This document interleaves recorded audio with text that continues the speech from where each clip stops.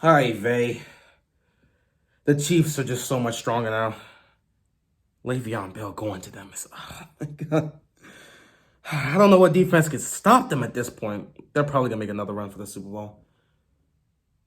Anyway, what's going on, guys? Hope you're enjoying your day. I was until that news came out, but it is what it is. We'll see what happens on the season.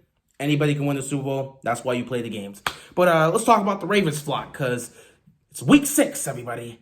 And we're heading up to Philly, the city of brotherly love, to take on the Eagles. Carson Wentz and the group have been struggling the entire season. They've played terribly. Injuries have derailed them.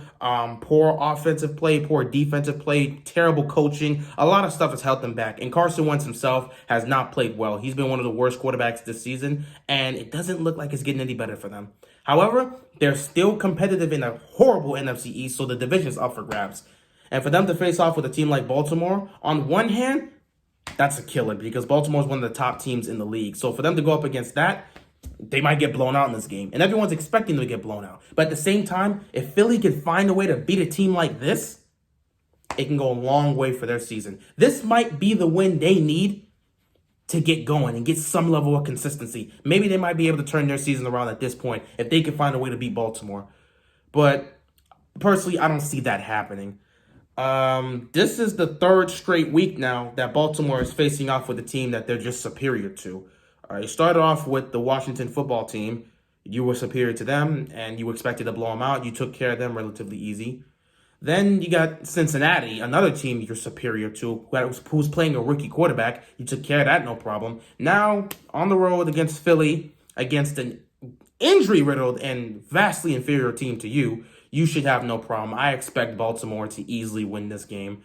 I could see us winning by 10 plus points. I don't expect them to lose. If they lose, now we're going to have some serious problems, but I don't expect them to lose.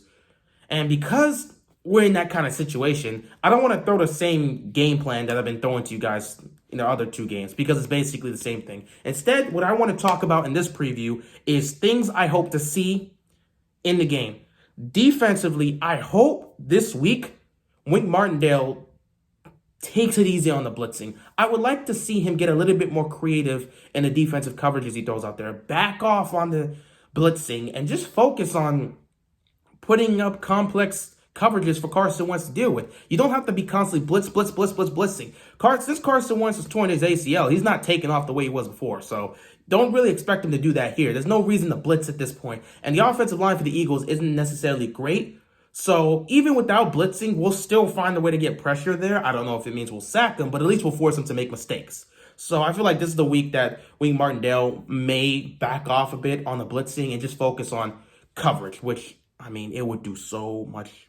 It would do wonders for this defense. I'm tired of us always blitzing. That's all we do. We blitz 60% of our snaps. Blitz. I just want us to be more creative on defense. And we're going to need to be more creative on defense when we go up against some of the top offenses in the league.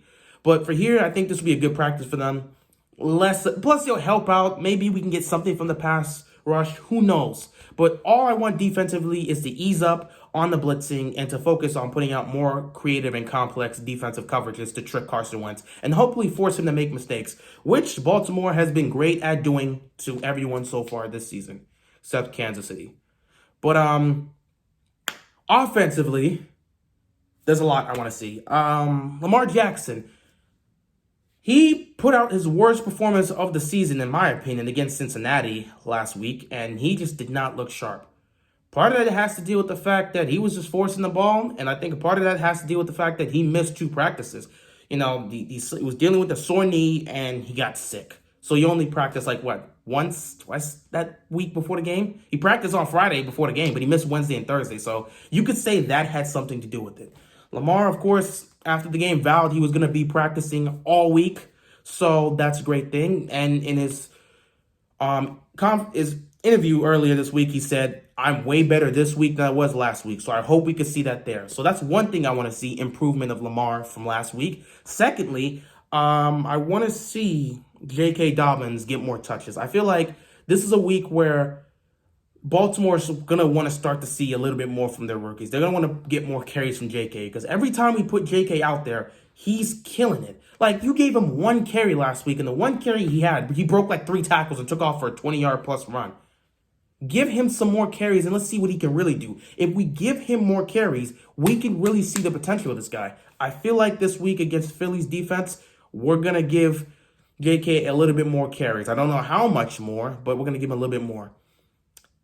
Also, I think Greg Roman this week, in terms of the play calling, is going to be focused more on the run than the pass. I don't know why he was passing that much last week. Maybe they were trying to see if they can get any level of improvements on the offense, and it backfired because Lamar wasn't in sync with everybody. He wasn't in sync. He just wasn't playing well, and the receivers it was bad. It was not working out.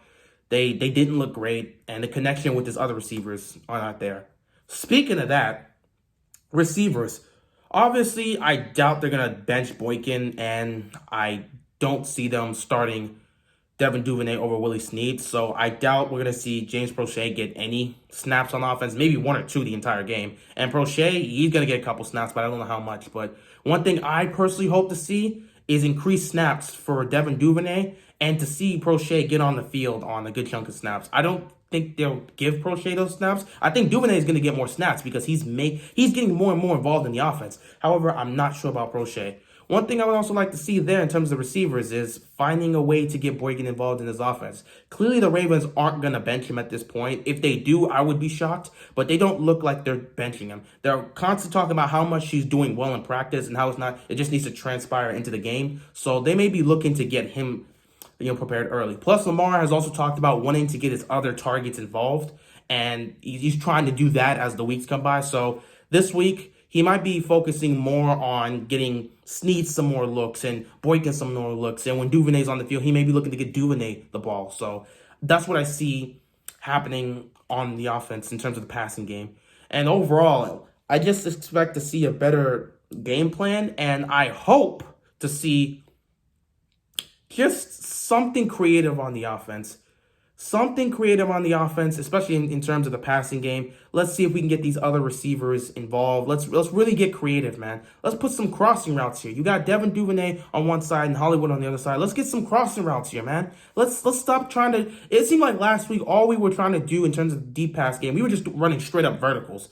And Lamar was not hitting them because he was just out of sync and he was not playing well last week. This week, let's get a little bit more creative. Let's try and set things up better in the play-action passing game. Let's run the football more and give J.K. Dobbins some more carries. And let's try to get something going on offense. This is a good opportunity. You're going up against a team that dealing with injuries and you're superior to. This is a great opportunity to try and get back in sync with your receivers and to get some level of consistency on this offense. Let's get back to what we were last year. Maybe we're not going to be as great as we were last year offensively, but let's get somewhere near that. That's all we need. Get somewhere near that. I'm not asking for them to go out and do what they did in the Rams game where they just went out 6 possessions, 6 touchdowns. I don't expect to see that. You rarely see that happen in the NFL. But just go out there and just find a way to get down the field. I don't want to see the 3 and outs. I don't want to see a lot of punts. I would like us to be able to finish drives in the red zone. Let's just get something going consistently on offense.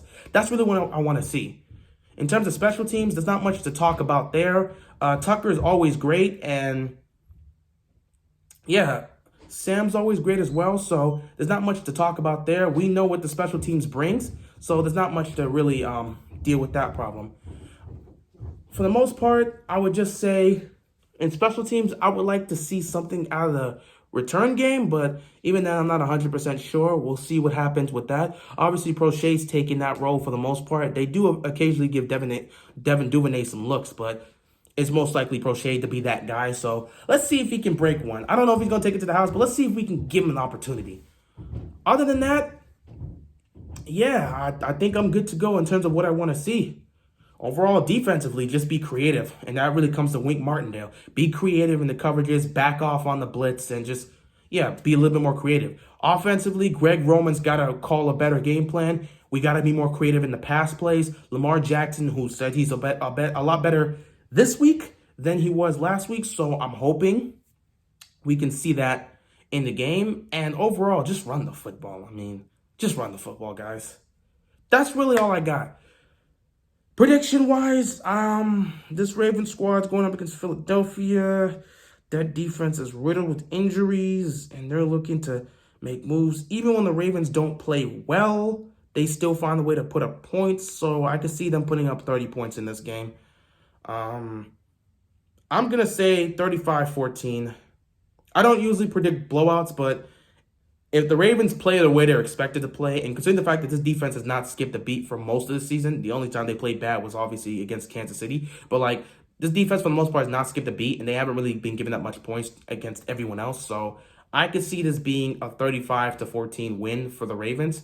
It would be interesting though, because Carson Wentz, and sometimes Carson Wentz late in games just finds a way to come back. He did it last week against Pittsburgh, and Pittsburgh's got a really great defense, especially that front seven. So, who knows what could happen? Maybe they light up our secondary. Who knows? Carson Wentz could light up our secondary. Maybe somebody shows up and does something. Who knows what could happen? But I think I feel comfortable saying 35-17 for the Ravens. I think this is going to be a game where we get to see our offense be a little bit more creative, and it starts to get going. And hopefully this spark could help us be more consistent down the stretch. Defensively, they don't give up a lot of points. They can give up a lot of yards, but they don't give up a lot of points, and they force turnovers. And Carson Wentz and this Eagles team has consistently turned the ball over. So we may get a lot of that on Sunday.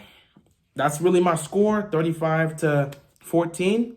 We'll see what happens. It should be a great game. I'll be excited to watch it. That's really all I got for this prediction. Kansas City really took out a lot of me. That news about Le'Veon going to Kansas City, it blew all the energy out that I had for this prediction. So it is what it is. We'll see what happens. Anyway, that's all I got, and I'm out of here. Peace.